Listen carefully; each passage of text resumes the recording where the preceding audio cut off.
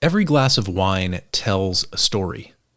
These stories reveal hidden histories, flavors, and passions, and sometimes they unravel our darkest desires. In Wine Enthusiast's newest podcast, Vinfamous, journalist Ashley Smith dissects the underbelly of the wine world. We hear from the people who know what it means when the product of love and care becomes the source of greed, arson, and even murder. Each episode takes listeners into the mysterious and historic world of winemaking and the crimes that have since become Vinfamous. This podcast pairs well with wine lovers, history nerds, and crime junkies alike. So grab a glass of your favorite wine and follow the podcast to join them as they delve into the twists and turns behind the all-time most shocking wine crimes. Follow Vinfamous on Apple, Spotify, or wherever you listen, and be sure to follow the show so you never miss a scandal. New episodes drop every other Wednesday.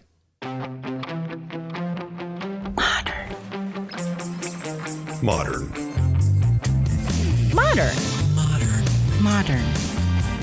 We're prepping for a voyage. Modern. The force of an old-fashioned equals whiskey mass times bitters acceleration. Why don't you make that a double? Modern bar cart. What's shaking, cocktail fans? Welcome to episode 261 of the Modern Bar Cart podcast. I'm your host, Eric Kozlik. Thanks for joining me for another interview episode where we track down the best and brightest minds in the spirits and cocktail world so that we can share their secrets with you. This time around, I'm joined by author, cocktail scholar, and ice expert, Camper English. He's the author of the highly touted upcoming monograph entitled The Ice Book: Cool Cubes, Clear Spheres, and Other Chill Cocktail Crafts. Now, we've covered ice on this podcast before, but it's been a while. It was I think maybe episode 12 or something. So we're due for a refresh. And with this new book, Camper is offering up a definitive and comprehensive set of best practices and specific DIY projects that will dazzle your friends and family next time you have them over for drinks. And hey, if you're short on family and friends, there's always the folks on Instagram to impress. But before we dig into the wonders of directional freezing and all it has to offer the home bartender, let's take a brief pause so that you can make yourself a drink. This episode's featured cocktail is Navy Grog. To make it, you'll need 3/4 of an ounce each of fresh lime juice, white grapefruit juice, and club soda, and 1 ounce each of Gold Demerara rum, dark Jamaican rum, white Cuban or Puerto Rican rum, and honey mix, which is essentially simple syrup, but instead of 1 part sugar and 1 part water, it's 1 part honey and 1 part water. Combine these ingredients in a cocktail shaker with cubed ice, give them a good hard shake, and strain them into a large double rocks glass containing an iconic Navy Grog ice cone. What's a Navy Grog ice cone, you may ask? Well, it's the primary reason we're featuring this drink in this particular ice-focused episode. According to Beach Bum Berry, our world's most definitive of tiki resources, quote, "During World War II, Don the Beachcomber came up with the Navy Grog, one of his most popular and most copied faux Polynesian punches. A large part of the grog's appeal was its signature garnish, a cone of ice packed around the straw, which both chilled the drink and transformed it into a conversation piece cocktail. Hundreds of tiki bars once glammed their grogs this way, but now it's a lost art. Over 20 years ago, ex-Beachcombers bartender Tony Ramos, who used to make Navy Grogs for Frank Sinatra at the Palm Springs Don the Beachcombers, revealed to the Beach Bum how tiki bartenders originally made the cone. The bum passed this secret along to the folks at Cocktail Kingdom, who have now faithfully recreated the bespoke metal mold and poking rod used during tiki's 1940s through 1970s heyday. Here's how it works. Tightly pack the metal mold with finely shaved snow ice. You can make snow ice by running crushed ice through a food processor or a snow cone maker. Next, run the poking rod through the center to make a hole for the straw. Then gently remove your ice cone from the metal mold and place the ice cone upright in your freezer. Let that cone freeze for a minimum of 4 hours until it's frozen solid. When ready to use, remove the hardened cone from the freezer and slide a straw through the hole. End quote. What I love most about the Navy Grog's signature ice piece is that it's both functional and whimsical, part ingredient and part utensil. It also operates courtesy of one of water's most interesting physical properties, its variable surface area. By starting with shaved ice, the Navy Grog ice cone guarantees that those little chips will immediately start melting because of how much surface area they have, how much air is getting in touch with them. And they're going to do this like right away. Right? Immediate melting, which isn't generally what you want with ice, but because this all gets packed together in the cone mold, then refrozen in the freezer, the portion of the ice that has melted suddenly becomes the glue that holds the structure together in the end. And P.S., in case you don't feel like springing for a fancy bar tool from Cocktail Kingdom, you can achieve pretty much the same thing by plugging the bottom of a narrow kitchen funnel and using a chopstick to poke the hole for your straw. So, now that you've got a new tiki ice project to break out next time you batch up some Navy Grogs, let's turn our attention back to the interview. In this frosty deep dive with cocktail scholar and author Camper English, some of the topics we discuss include the story of Camper's initial tumble down the ice rabbit hole, originating at the legendary New York bar Milk and Honey and resulting in a whole slew of at-home experiments designed to test the thermodynamics and ergonomics of freezing water. The theory and methods behind directional freezing, and why Camper insists that you can make clear ice using pretty much any set of tools if you just understand what makes this approach work. What we can learn from the way that lakes freeze over in winter, including the structure of crystal lattices and the impact of freezing speed on trapped air bubbles and ice clarity. Then, of course, we dig into some of the techniques and projects from the ice book, including ice tempering and shaping, colored ice, patterned ice, and even freezing objects and garnishes inside of ice cubes. Along the way, we cover the exothermic implications of adding water to ethanol, a practical take on ice aesthetics, why your freezer is set way too damn cold, and much, much more. Let's face it, being the kind of person who can produce perfectly clear ice is a sign that you have mastered two of the most challenging natural elements, water and temperature. You know, those two little things that have literally shaped the course of human civilization. But beyond that, a clear ice cube in a glass, whether it's perfectly cuboid or spherical or rough-hewn like a crystal wrested from the earth, is a sign that you're consuming something special. It, like a prism, has the potential to focus and magnify certain ineffable aspects of the experience, and I simply don't think you'd see the world's best bar programs emphasizing clear ice if that wasn't the case. So if you're ready to take the leap and start churning out cocktail ice that will drop jaws and elicit delight from your family and friends, be sure to pre-order your copy of the Ice Book today so that it ships as soon as it's released in just about a month's time on May 23rd. But until then, take a chill pill, pull up a cooler, and enjoy this unclouded conversation with cocktail scholar, author, and ice expert, Camper English. Camper, welcome to the podcast. Hey, thanks for having me. So just briefly, before we jump in here, can you give our listeners an intro to you? Who are you and what do you do? My name is Camper English, and I'm a cocktails and spirits writer and speaker and consultant. And I've been sort of studying cocktails exclusively for about 15 years. My specialty is in the science of cocktails and spirits and how different production methods make things taste differently at the end, and also fun things like the science of milk punch clarification and, just taking something that's supposed to be all fun and making it nerdy at the end. So that's my my specialty within cocktails and spirits. I'm the author of a previous book that came out in 2022 called Doctors and Distillers, and that's the history of alcohol and medicine. And then in May 2023, the ice book comes out, and that's how to make ice cubes. Brilliant, brilliant. Well, how to make ice cubes, that sounds on one hand very very inviting, very accessible to a large audience, but I have a sense that we might get a little deeper into it than that. And I guess the first question I wanted to pose to you in our conversation is more along the lines of an invitation, maybe not so far as a thought experiment, but I couldn't help but thinking about Mad Men, the show, when I was kind of going through the book and going through all of your past research and experiments on ice.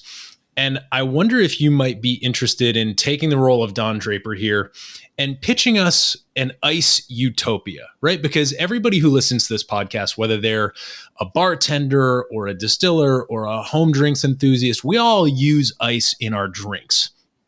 And I want you to paint us a picture of the perfect world, the world in which all the bars and all the home bartenders are operating at their peak ice game. So I don't know if you're game to entertain that experiment, but it'd be amazing for you to paint me the picture of an ice utopia.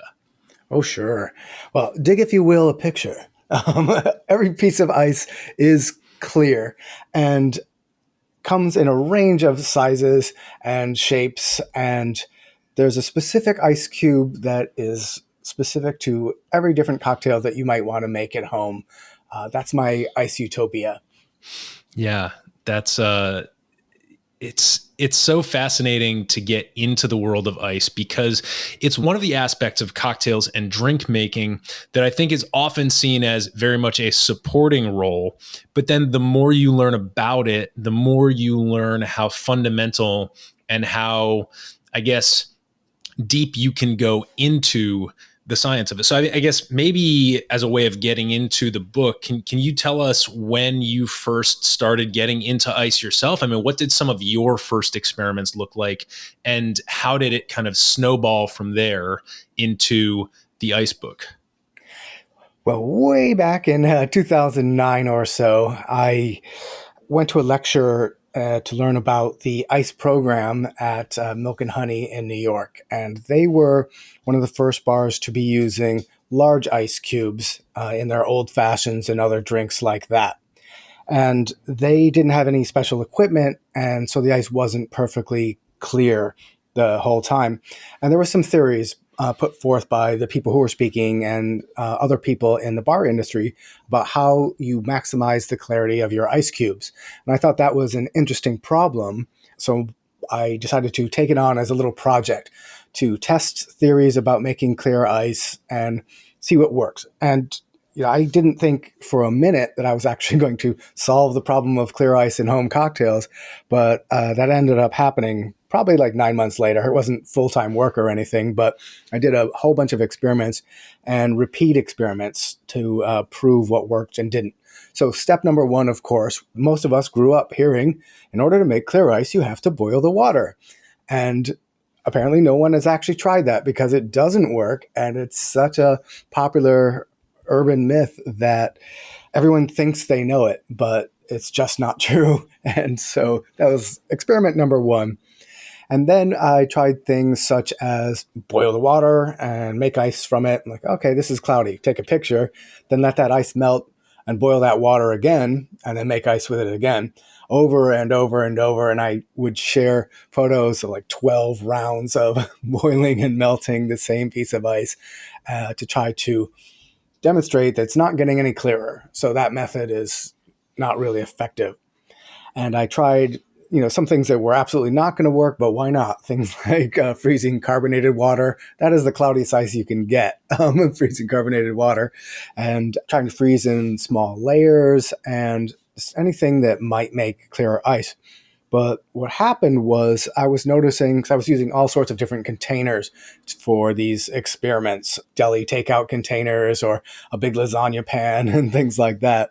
And I noticed a very obvious thing that's true of regular ice cubes too, that the ice was more clear around the edges and outsides of the container. And the inside is where the cloudy bits were. Now, if you put something in a wide, flat container like the disposable lasagna pan I had bought from the dollar store, you get a lot. It's really visible that there's a lot of clear ice around the outer edges. And you can just cut that ice off and you have only clear ice cubes. That was kind of a big realization to something that's in retrospect pretty obvious, that when ice starts freezing, it starts freezing perfectly clear. And the last part of ice to freeze is where it's cloudy. And then the next part of that was, okay, what is causing the cloudiness in the last part of the ice to freeze? And can we get rid of that? So in the next group of experiments that I tried to put a straw into the middle of basically a big container of freezing water, so that when the last part to freeze was freezing, it would, I don't know, spew out the straw. But that didn't work because the water in the straw froze also. And I would try to just show that if you freeze a big container of ice and only let it go a day or so, then you have only clear ice. And then the water that's in the core, that's just still water and it's not cloudy at all. So what we could do is just crack open our giant ice cube at that point, have only clear ice. But I couldn't find any way that we could prevent a fully frozen block or any shape of ice from having a cloudy part. Eventually figured out that cloudy part is, I always say trapped air and impurities, but through the many years and many experiments since figuring this out, realize it's really the trapped air is the big issue, and sort of impurities like minerals, calcium, sodium, etc. in the water aren't really that big of a deal unless your water's super filthy. So then it was about why the air was getting trapped that way and what to do about it. So long story short, I figured out that if we control how the water freezes, the direction that water freezes, the cloudy part of an ice cube won't be in the middle of the ice cube anymore. But if we could make it at one end of the ice cube, hey, that's good enough because we can just chop off the cloudy part at the end. So my big realization was we could just put water into a hard-sided cooler, like a beer cooler, and leave the top off. Put that in the freezer, and the first part of the water to freeze is going to be just the surface of the water because it's insulated on all the other sides, and it forces that water to freeze from the top only towards the bottom. And so the cloudy part that's going to form only forms on the bottom of that block. And then we can sort of, once we've got that basic structure to how to make clear ice, then we can do a lot with it. First thing we could do, so we could let the whole block freeze and we have a cloudy bottom that you can cut off and a clear top that you can use. Or if we only let it freeze for a day or two or three, we'll have only clear ice forming from the top down to the bottom. And we have a slab of clear ice exclusively that we can use for things. And kind of everything stems from that experiment. And here we are over 10 years later. And I've got a whole book on sort of what to do, how to make ice, and then what to do with it afterward. Yeah, obviously the process that you're referring to is something that's, that is very well known in the bar world these days, directional freezing, that notion. And I think it's very, I guess, fitting that your quest started out at like what many of us would consider to be like the beginning of the craft cocktail movement. Milk and Honey, literally the establishment on the East Coast that put it on the map. And, it's funny because I too, back when I first started trying to make spirits and cocktails, tried the boil the water technique. I tried a bunch of things. And, those of us who live in cities don't have, the luxury in many cases of a lot of freezer space. So yeah, I've struggled through that, and I've located a few good solutions. And I feel like since we've talked about the cooler technique, this might be a logical place to maybe present some of the other options, like for folks who are listening who don't have enough room to do like the igloo cooler directional freeze method, and then, get their spouse to allow them to take up valuable freezer space with the ice that they have then chipped away and cut and shaped. What are some of the other options on the market? I know that you've done a lot with ice, like individual ice spheres as well. Right. So based on the basic knowledge of how ice freezes, and that if we can control the direction of it, we can control the clarity of it. A lot of producers have made now commercial products, and what those look like is, like, imagine, if you will, that same beer cooler in your freezer, and you put an ice tray on the top surface of the water, but you poke holes in the bottom of every tray in the ice cube tray. So now the water's at the surface of the tray as well as the surface of the cooler. The water will start freezing clear as it does, and as it freezes clear, pushing down to cloudy, it actually pushes out that trapped air in the tray into the water reservoir, essentially beneath the holes in the tray. And so, with that basic theory, a lot of manufacturers have produced clear ice trays, and those come in a lot of different shapes and sizes, not all of which take up 90% of your freezer like the big cooler does. So there are some that will make just one or two cubes that are still kind of bulky because you need a lot of extra space underneath your ice cube tray, but they can make a cube at a time, or even a sphere at a time, or two, or eight in some cases. But it's all kind of starts with the same theory, and with different shapes and sizes of insulated containers as a solution. Yeah, I have one of those. It's I don't know, it's maybe about, a foot and a quarter by maybe 6 inches by 6 inches. And, it gets the job done, and it makes maybe 12 1-inch cubes, which is great, unless, you need the 2x2, big cube. But yeah, it works like a charm every time. The only thing that I've found, I don't know if you've encountered it, but the one thing I find with those particular devices is that they are much easier to use if you set a reminder for yourself on your phone, or a calendar reminder, to actually extract it before they are completely frozen solid. I don't know if you've encountered Oh that. yeah, absolutely. That's like a very important thing to do, and we always forget. And I think of several places in the ice book coming out, I say, put now step one, step two, whatever, put it in your freezer, set an alarm, because it's we're prone to forget how long things are freezing. I mean, I've been at this for a long time, and I'm constantly like, has it been 2 days or is it 3 days? And if I let it go too long, everything freezes solid. So as we know, when water freezes, it expands. And if we're thinking of that hard-sided cooler again, if you keep freezing it solid over and over and over again, it's going to crack eventually. And the same is true for a lot, but probably not all, of the clear ice making trays that are commercially available. But they're certainly easier to remove from the tray if the water is only frozen into ice in the part that you want, and then you pull off the tray. It's just so much easier when it's not an entire encrusted block and you're trying to pull out the ice off the top that you want from it. But yeah, that's a major consideration in making clear ice, is like always set an alarm. I do. I have tape and a Sharpie that I keep near the freezer, and every time I'm doing an ice experiment, which is nearly all of the time, I put a piece of tape on the freezer door of when I need to harvest the ice out of the freezer. Otherwise, I will definitely forget. Yeah, that's really good advice. And, like going in almost a completely different direction from that, one of the things that I always think about when I think back on my journey through ice is in reading Imbibe.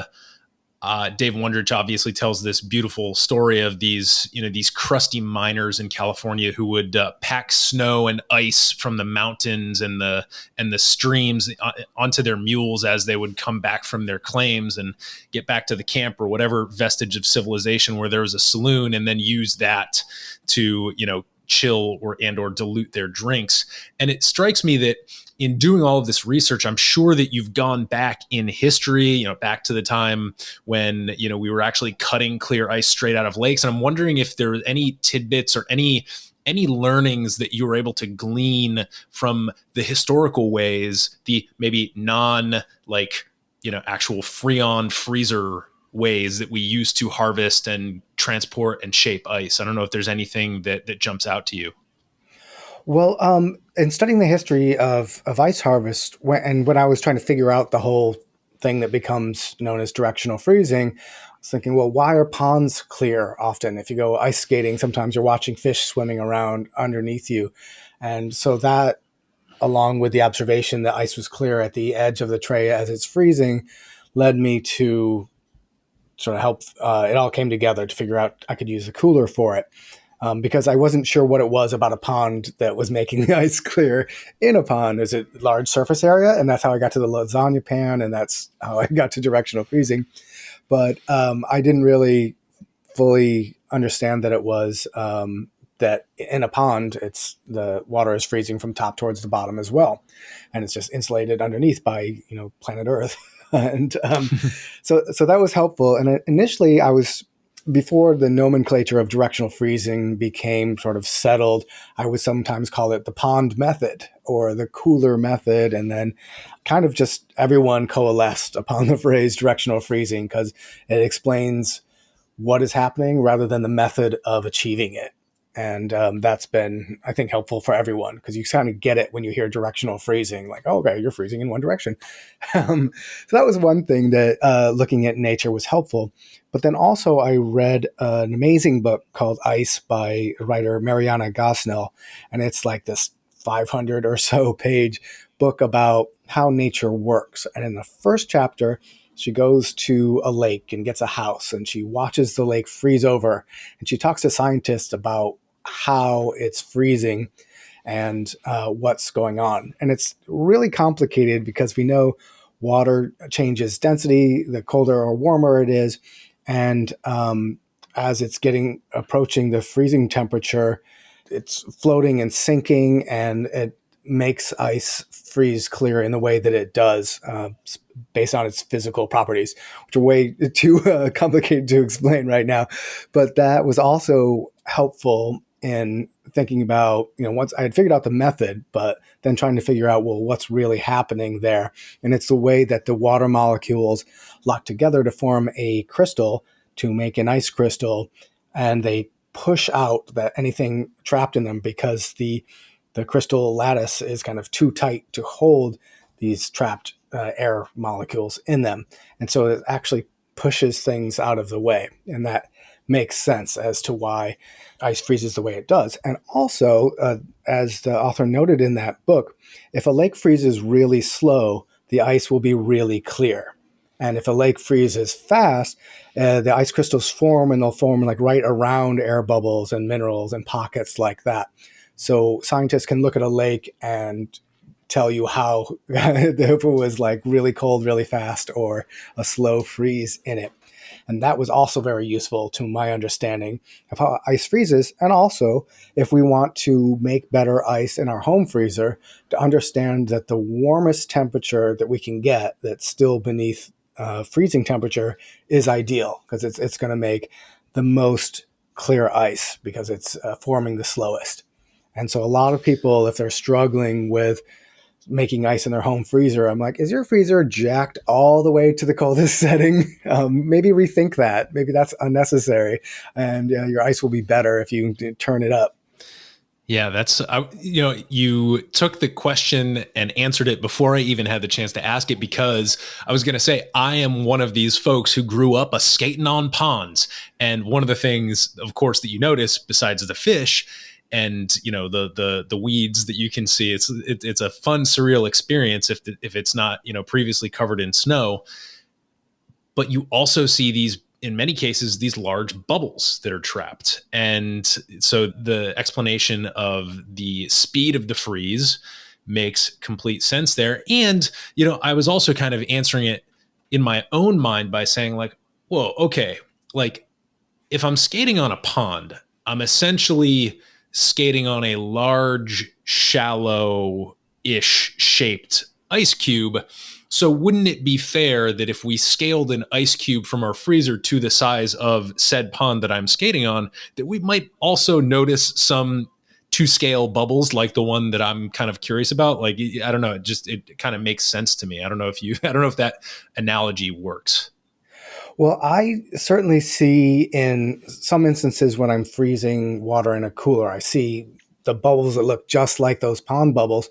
And I think sometimes what happens is if you sort of knock the cooler as it's in the process of freezing, that water that is being pushed to the bottom of the cooler, if it all kind of comes up together and a bubble floats up, it's going to be stuck to the underside of the ice that's freezing, and you'll get a bubble and the ice will continue freezing around it to beneath. I mean, most of the time our air looks really like cloudy ice in the bottom of the cooler, but occasionally you get that like perfect weird alien bubble in the middle of an ice block, and it's just exactly what's happening in a pond.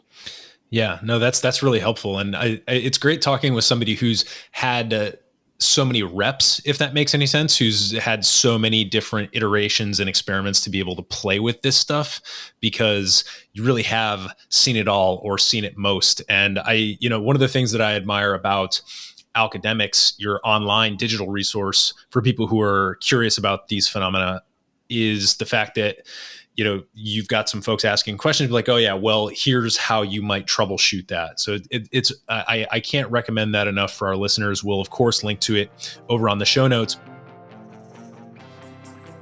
This episode is brought to you by Near Country Provisions. I've been a customer for about a year now, and I can say without hesitation that the delivery of frozen farm fresh meat that I receive from Adam and his team makes me do a little happy dance every month. Not only does Near Country offer grass-fed beef and pasture-raised pork, but they also have an awesome selection of chicken and seafood. And the best part is it's all local and it's all sustainably farmed and harvested. You can customize every order or simply leave the selection in their capable hands like I do. Near Country even offers fun add-ons like bones for soups and stocks, as well as special holiday offerings like turkeys, brisket, and more. If you live in the Mid-Atlantic, that's DC, Maryland, or Virginia, and you're sick of the same bland selection at the grocery store, or you're looking to drastically improve the quality of the protein in your diet, Near Country Provisions has you covered. Head over to nearcountry.com and enter the code BARCART, all one word, when you sign up for your subscription to receive 2 free pounds of bacon or ground beef in your first delivery. That's BARCART, BARCART, all one word, at checkout. This is easily one of the biggest quality of life improvements I've made in the last year or two, so I hope you'll give Near Country Provisions a shot and let me know what you think. Now, back to the show. But we're here to talk about a book, and one of the questions that I'm always curious to ask authors, especially experienced ones like yourself, is how you went about organizing this book so that it was useful as a resource in the way that you intended it to be useful. So can you just essentially pitch us the book and how, if someone were to pre-order it or order it upon hearing this conversation, they should optimally deploy it to just juice their ice game and blow away their friends and family? Sure. Well, I tried to make it so that you could. So I know the people who are going to read the book are going to instantly turn to page 30 or whatever and try to make the ice there without reading this stuff in the beginning. So I did try to keep it very repetitive and fairly simple. But the way that one should read it is from beginning towards the end. So first we learn how to make clear ice and the theory of making clear ice, because just like in this conversation, it's really important to understand what's going on, because if something goes wrong, we can fix it knowing what's happening. And so there's a lot of pages of troubleshooting in the book, because I get messaged on every social media platform possible about like, hey, I'm having a problem. And people will just send me pictures of their ice to troubleshoot online. And that actually takes up a lot of my time. But I've learned a lot, because not everybody's water is the same. Not everybody's freezer is the same. Not everybody's freezing container is the same, as insulated in the same way. And so learning from other people's experiments, I've learned a lot more general theory. So I'm always like, okay, problem number 1 is your freezer too cold. Problem number 2 is is, do you have kids who are like pulling out ice cream and then slamming the freezer door closed? Because that's how you get bubbles in your ice block. And then some other theories, like if your cooler is setting on a shelf with where the bottom isn't against a solid surface, but against a rack, let's say, then it's getting a lot more air exposure and it can start freezing from the bottom to the top, even though the container is insulated a bit. So maybe you want to just put a towel down before you put your cooler down. And that was an issue that I was talking to someone yesterday about, who messaged me on Facebook. So I provide that, the base information and then the troubleshooting. And then we go into everything that we might do to make clear ice. And then our sort of phase 2 of the book is what to do with the clear ice now you've made it. Because particularly if you're making a slab of ice in a cooler, you've got a big slab of ice and now you got to cut it up because that doesn't fit in a cocktail glass as a 12-inch by a 6-inch or whatever slab. And so how do we cut up that slab? What's the easiest and most efficient and fun way to do that? And then cut it into different shapes and carving ice diamonds and different ways to use that ice. And then, as we were talking earlier about the commercial ice cube trays, we can make those ourselves by poking holes in the bottom of silicone ice cube trays and suspending them in our cooler. And there's a few different ways to do that, which I cover, and some are more efficient than others. And then we can use sort of novelty silicone ice trays, like, say, the alphabet trays, poke holes in the bottom of those, and now we have shaped ice in the alphabet that comes out perfectly clear. And so there's a lot of ways to hack other products that are out there. And then after we've done that, then I do go into some ice that is not clear, that is colored and flavored.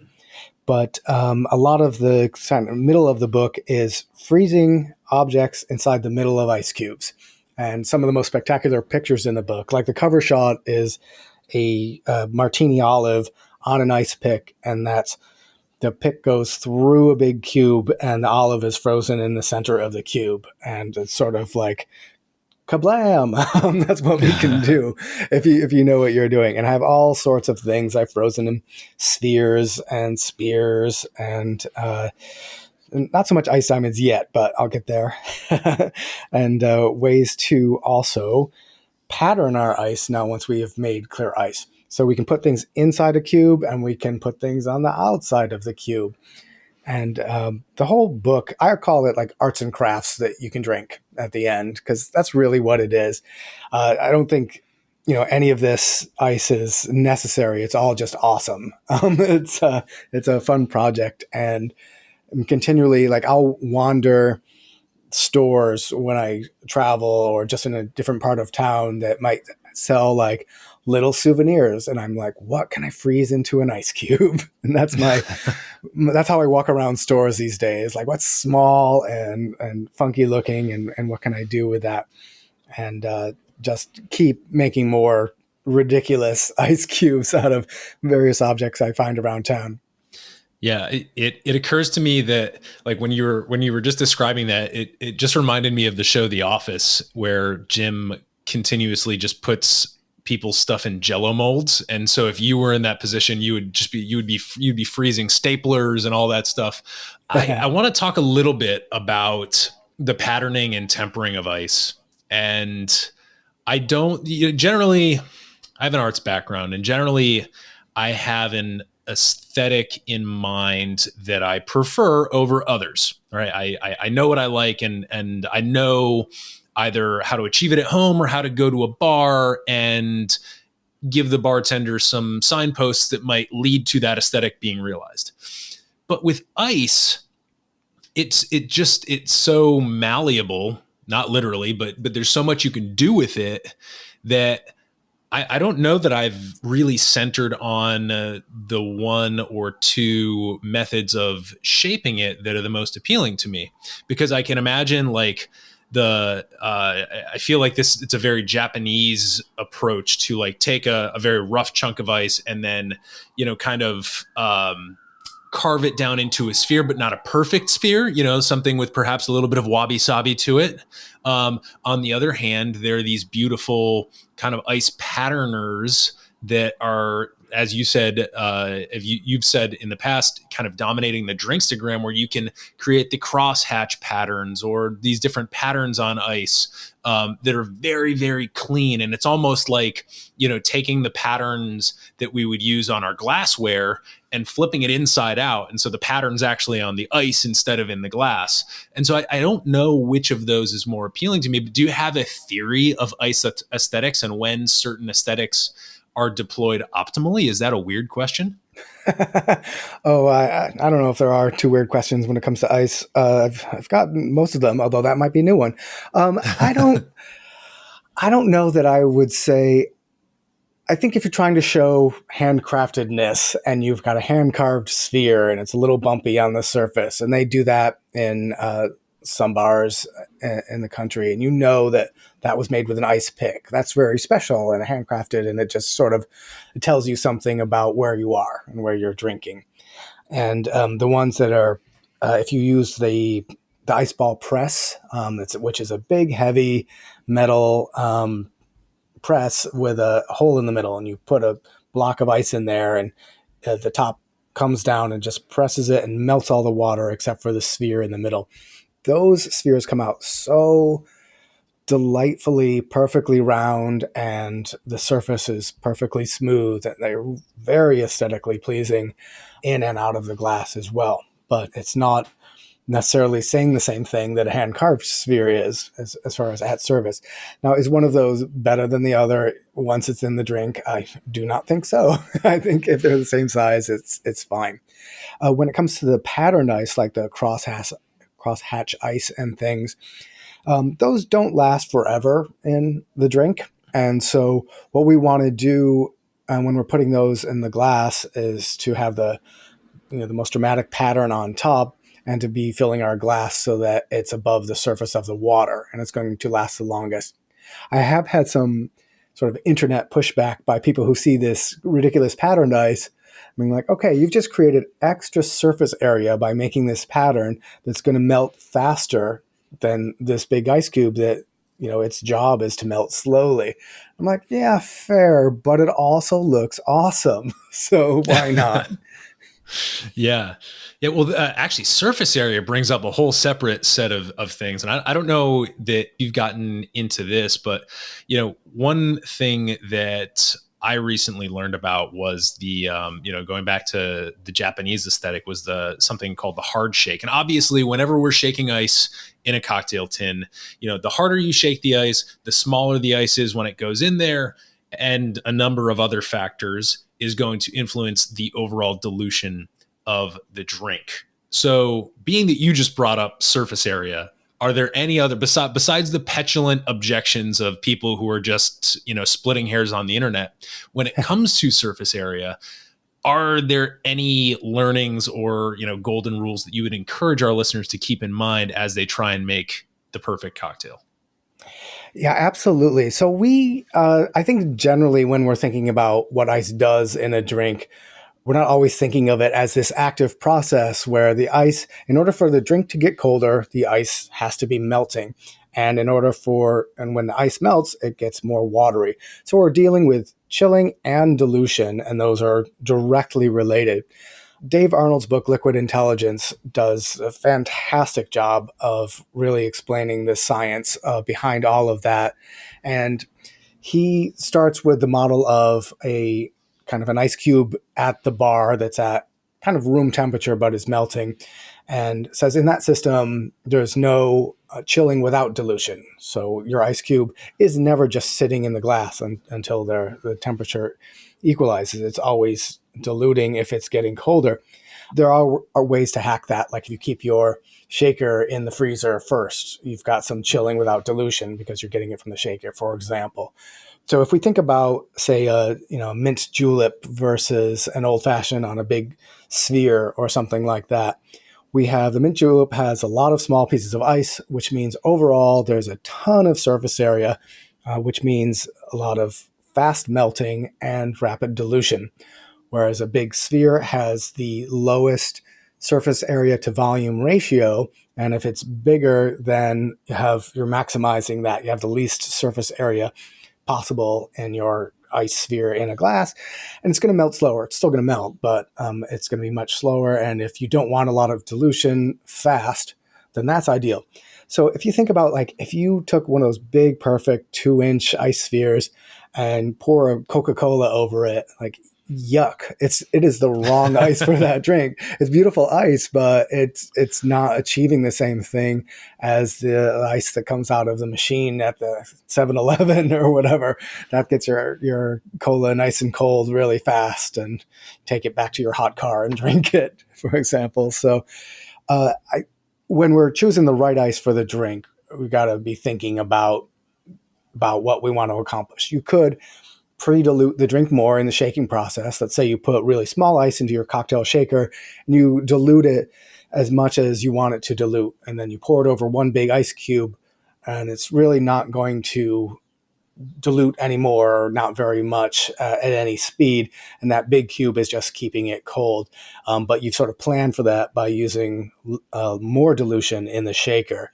And so in the new book out by Toby Malone from the Violet Hour in Chicago, he talks about the different timing of shakes based on how you're going to serve the drink, in which glass and what ice.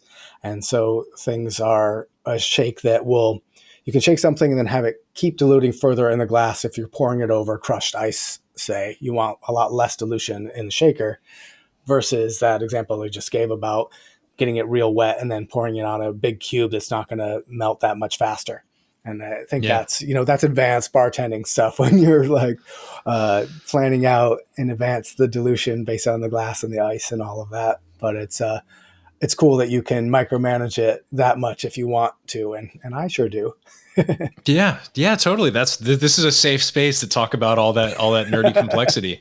I want to hit tempering really fast before we jump into a little bit of lightning round stuff. But this is my little nerdy soliloquy. I've been studying complex adaptive systems recently, and all the theory and science behind that. And it strikes me that when you think about a cocktail, or even just a straight pour of spirits placed on a piece of ice, really what you're talking about is a complex system. You got a lot of molecules and particles that are bumping against one another, combining and recombining with one another, and transforming from moment to moment.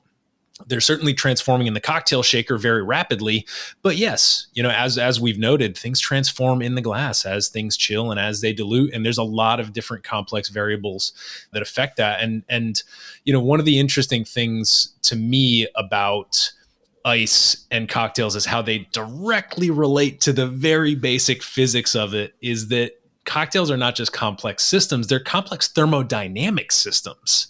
The cocktail is an enactment of entropy and order, taking something that is warm, something that has a lot of information in it, a lot of surface area, and then taking it to a transformed and more chilled state, but that is still kind of changing over time as another complex system, interact with it. So, as much as it might seem nerdy to think about like all this weird timing and all these different variables, I personally get a lot of pleasure out of that. And it seems like you do as well. Oh, absolutely. And if we just are thinking just not about ice, but about water and what that does in dilution to a spirit, that's its own whole science, because it allows, say, a high proof spirit, you add some water. Now that's going to allow some of the aromatic compounds to float up out of that glass. If we were diluting a barrel proof spirit down to 40% ABV at our cognac distillery, say, there's long, slow processes in order to do that. You don't just dump a bunch of water in your cognac, or actual chemical changes happen. You get saponification. It tastes like soap at the end. So you use cool water slowly. And in the case of cognac, they actually, over the years, they take it out of the barrel, dilute a little bit, put it back in the barrel, take it out of the barrel, dilute a little bit more, because they know what the final proof is going to be. And all of that chemistry and physics that's going on there is fascinating. That it's an exothermic reaction to add water to alcohol, and distillers have to be wary of that. Now, I did do a talk at Tales of the Cocktail one year about water and cocktails and spirits, and we did a little experiment where do you add whiskey to the water or water to the whiskey, and how does it taste a little bit different one way or the other way.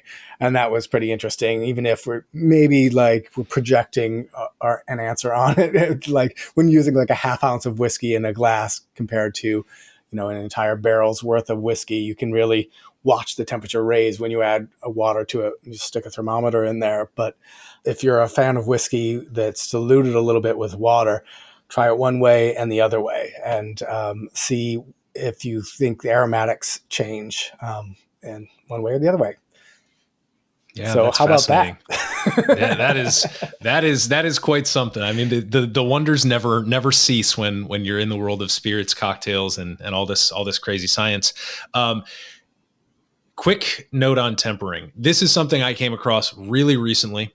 I know we're running up on time here, but if you had to explain what tempering is and how to achieve it and when to achieve it, basically to explain it to like a 5-year-old, how would you explain the notion of tempering ice to somebody who's just starting on their home bartending journey?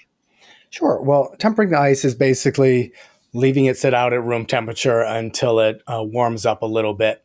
Because if we take our ice directly out of a cold freezer, if you think about dropping that immediately into a glass, you can hear the sound in your head, like the crackle of the ice cracking, because we've gone from real cold to warmer, and it causes the ice to shatter.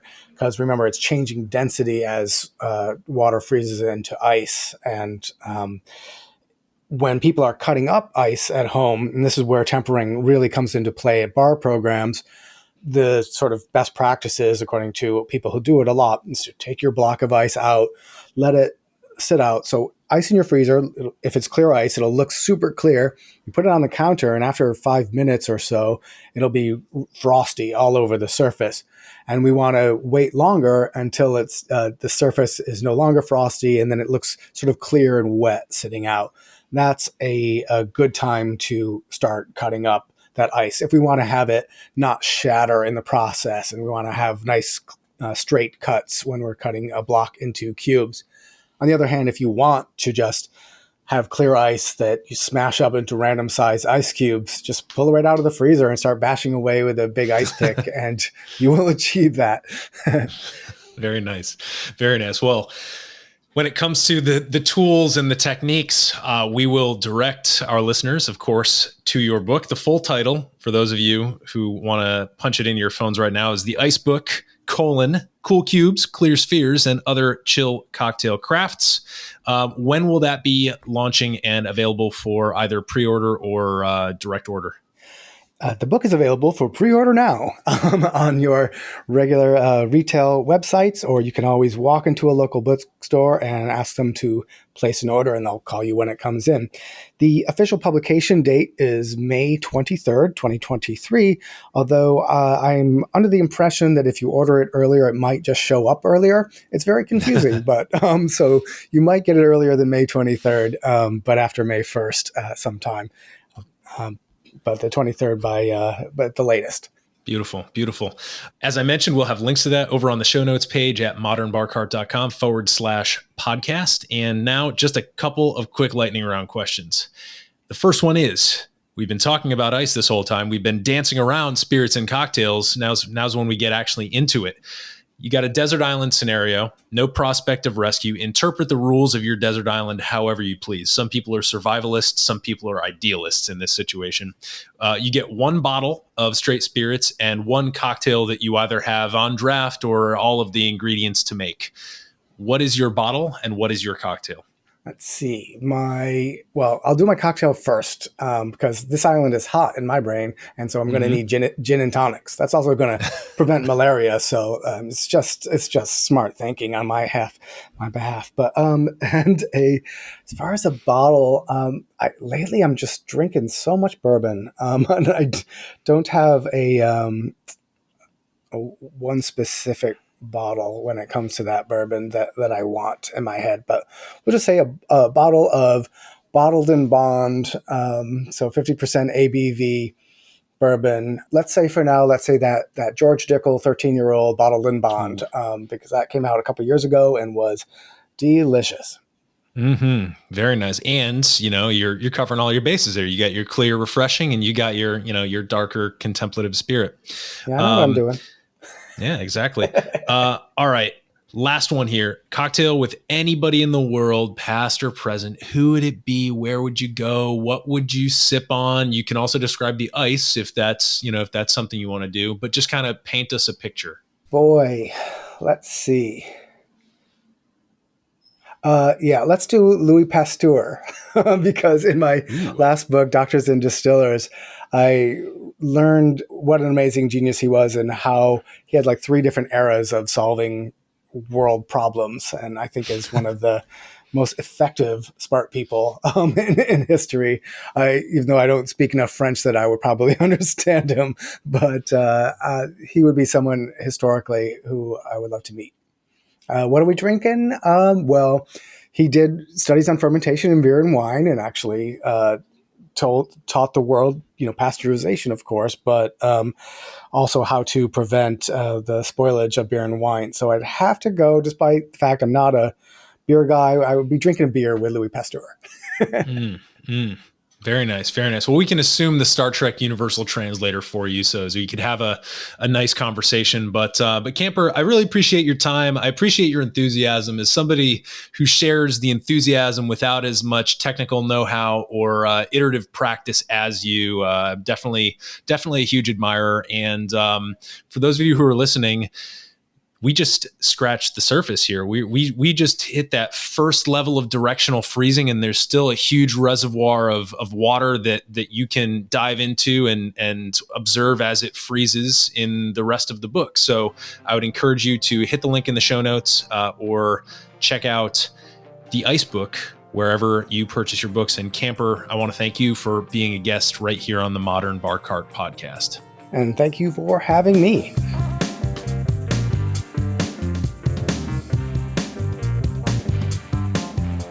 Hey everybody, thanks for listening. If you enjoyed this episode, there's 2 big things you can do for us here at Modern Bar Cart. One would be to tell your friends and family if you think they'd enjoy listening to us talk about cocktails.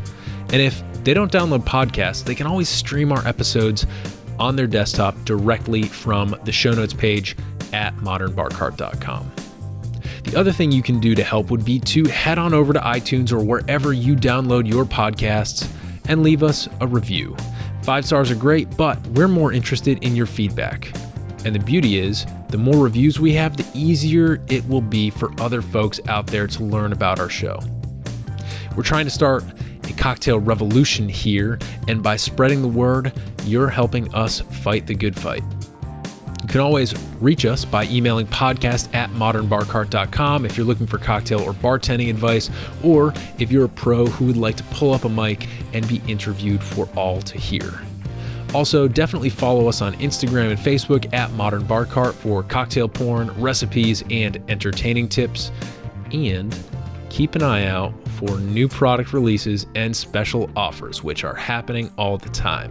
We love our listeners, and we really enjoy giving you exclusive discounts and sneak peeks at our latest and greatest cocktail projects.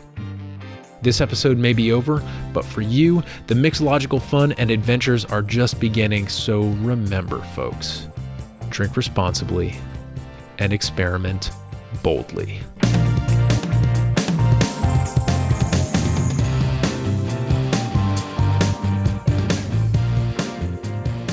This episode was made possible with editing and sound design by Samantha Reed, Ice Insights courtesy of Camper English, and a little bit of interview magic by yours truly.